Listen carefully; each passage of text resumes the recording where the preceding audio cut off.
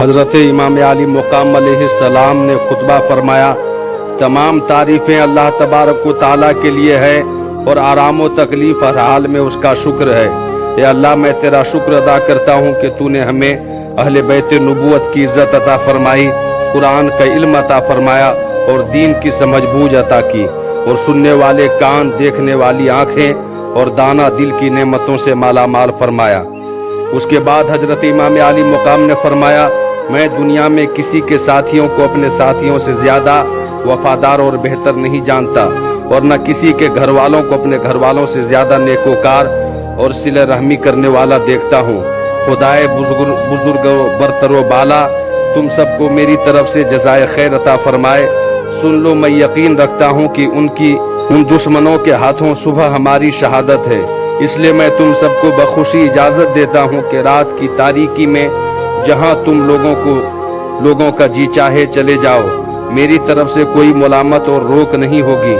بلا شبہ یہ لوگ میرے ہی قتل کے طالب ہیں، اور جب مجھے قتل کر لیں گے تو کسی دوسرے کی طرف توجہ نہیں ہوں گے۔ ان خطبہ کو سن کر سب سے پہلے حضرت عباس علمبردار، پھر آپ کے دوسرے بھائیوں، بیٹوں، بھتیجوں اور بھانجوں نے یک زبان ہو کر کہا، کیا ہم صرف اس لیے چلے جائیں کہ آپ کے بعد زندہ رہیں؟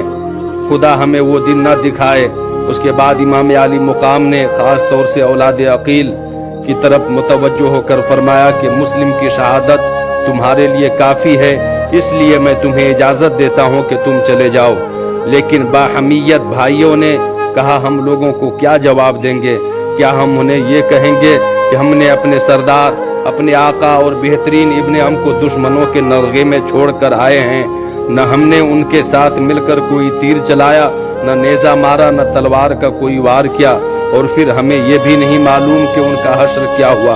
خدا کی قسم، ہم ہرگز ایسا نہیں کریں گے، بلکہ ہم اپنی جانیں، اپنا مال اور اپنے اہل و عیال سب آپ پر قربان کر دیں گے۔ آپ کے ساتھ ہو کر آپ کے دشمنوں سے لڑیں گے، جو انجام آپ کا ہوگا وہی ہمارا ہوگا۔ خدا وہ زندگی نہ دے جو آپ کے بعد ہو۔ اس کے بعد اصحاب میں سے حضرت مسلم بن اوسجا کھڑے ہوئے اور کہا، ہم آپ کو چھوڑ کر چلے جائیں، یہ ہم سے ہرگز نہیں ہو سکتا۔ خدا کی قسم، میں دشمنوں سے نیزہ کے ساتھ جنگ کروں گا، یہاں تک کہ میرا نیزہ ان کے سینوں میں ٹوٹ جائے۔ تلوار چلاؤں گا جب تک اس کا قبضہ میرے ہاتھ میں ٹھہر سکے۔ خدا کی قسم، اگر میرے پاس ہتھیار نہ ہوں گے تو میں پتھر مار مار کر دشمنوں سے لڑوں گا اور آپ پر اپنی جان نثار کر دوں گا۔ اس کے بعد حضرت سعید بن عبداللہ حنفی نے کہا، خدا کی قسم، ہم آپ کا ساتھ نہیں چھوڑیں گے جب تک اللہ تبارک و تعالیٰ کی بارگاہ میں یہ ثابت نہ کر لیں کہ ہم نے نبی کریم صلی اللہ تعالیٰ علیہ وسلم کے بعد آپ کے نواسے سے کیسی حفاظت کی ہے۔ خدا کی قسم، اگر مجھ کو یہ معلوم ہو جائے کہ میں قتل ہو جاؤں گا، پھر زندہ کیا جاؤں گا اور پھر جیتے جی جلا دیا جاؤں گا اور میری راکھ ہوا میں منتشر کر دی جائے گی، اور اسی طرح 70 مرتبہ میرے ساتھ ہوگا، تب بھی میں آپ کا ساتھ نہ چھوڑوں گا، اور یہ تو ایک ہی مرتبہ قتل ہونا ہے۔ اس کے بعد وہ دائمی عزت ہے جو کبھی ختم ہونے والی نہیں ہے۔ اس کے بعد حضرت زہیر بن قیون کھڑے ہوئے اور کہا کہ میری تو یہ آرزو ہے کہ میں قتل کیا جاؤں، پھر زندہ کیا جاؤں اور پھر قتل کیا جاؤں، ایسے ہی میرے ساتھ 1000 مرتبہ ہو، مگر کسی طرح بھی خدا تعالیٰ آپ کو اور آپ کے اہل بیت کے نوجوانوں کو بچا لے۔ غرض کے اسی طرح آپ کے ہر رفیق اور جانثار نے اپنی اپنی عقیدت اور جانثاری کا اظہار کیا۔ اس کے بعد آپ اور آپ کے تمام ساتھیوں نے نماز و دعا اور توبہ و استغفار میں ساری رات گزار دی، اور اس کے ساتھ ہی خیموں کی پشت پر خندق کھود کر لکڑیاں بھر دی تاکہ بوقت جنگ ان میں آگ لگا دی جائے، دشمن پیچھے سے حملہ نہ کر سکے۔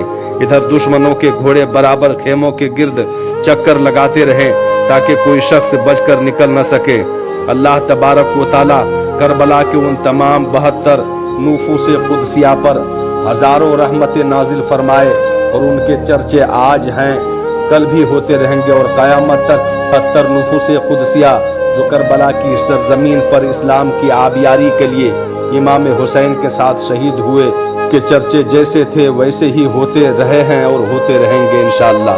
اللہ تبارک و تعالی ہم تمام لوگوں کو सच बोलने से ज्यादा सच पर अमल करने की तौफीक रफीक अता फरमाए।